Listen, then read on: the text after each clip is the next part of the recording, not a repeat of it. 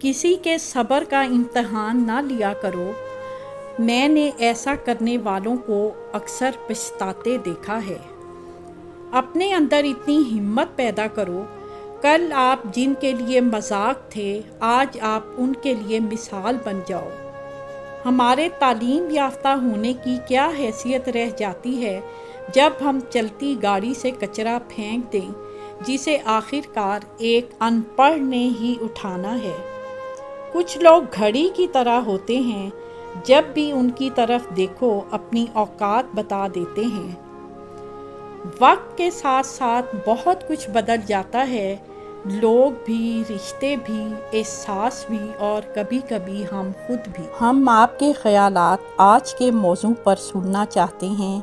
आप इस तालीम को अपनी ज़िंदगी में कैसे शामिल करते हैं? अपने ख़यालात नीचे दिए गए कमेंट्स में शेयर करें। इस वीडियो को लाइक करना, हमारे चैनल को सब्सक्राइब करना और बेल आइकन को दबाना ना भूलें ताकि आप हमारी नई आने वाली वीडियोस से बाखबर रह सकें। आपकी कीमती राय हमारे लिए अहम है और हम हर कमेंट को पढ़ते हैं। इस वीडियो को देखने का शुक्रिया।